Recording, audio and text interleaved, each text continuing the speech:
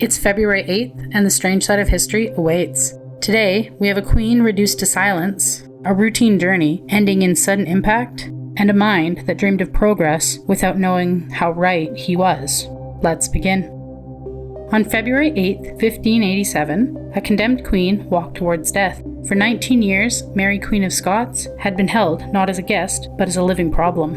Locked away, watched constantly, her very existence considered dangerous.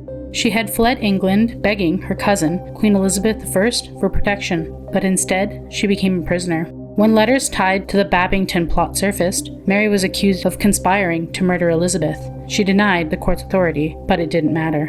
Elizabeth delayed the signing of the warrant, terrified of the precedents. If one queen could legally execute another, no crown was safe. But once the seal was placed, mercy vanished. Mary entered the halls dressed in black. As it was removed, red fabric appeared beneath, martyr's red. She knelt, prayed, and forgave the man behind her. Then the blade fell. Her belongings were burnt. Her name was meant to disappear, but instead, her death ignited Europe, and her son would one day rule the throne she died for. On February 8th, 1986, a quiet winter night in Alberta, Canada, turned into a corridor of fire and steel. Near the town of Hinton, passengers aboard the Via Rail Supercontinental were settling into their seats, unaware that they were racing towards something unseen. Ahead of them, a Canadian national freight train thundered through the darkness. A stop sign glowed red along its line, but it was ignored. At 9:40 p.m., the trains met head-on. The impact was catastrophic, locomotives folding inward, rail cars telescoped, and fuel igniting instantly. Survivors described the sound like an explosion, followed by screaming metal and total darkness. 23 people were killed, and 71 others were injured, some trapped for hours in twisted wreckage as temperatures dropped below freezing.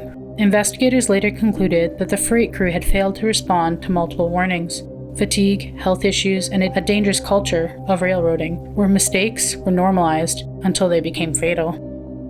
The tracks were repaired, safety rules were rewritten, but the rules came too late for those who never made it home.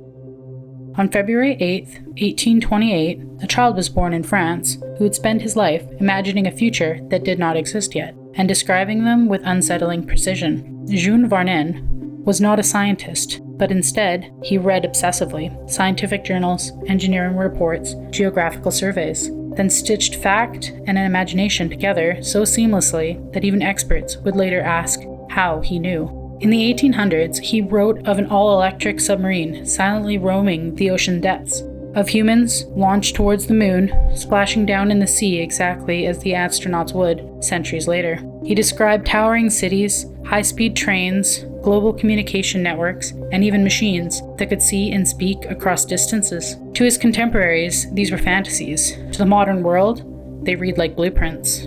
Verne called them imaginary voyages, but many would become real, built by engineers who grew up reading his books. And when he died in 1905, he left behind more than stories. Many of his ideas weren't just similar to future inventions, they were structurally correct. Distances, machines, even outcomes aligned with real-world achievements decades later. And it raised an unsettling thought. Were engineers inventing, or simply catching up? Another day, another strange bite from history. Like, comment, and subscribe. Your next eerie dose is just a day away.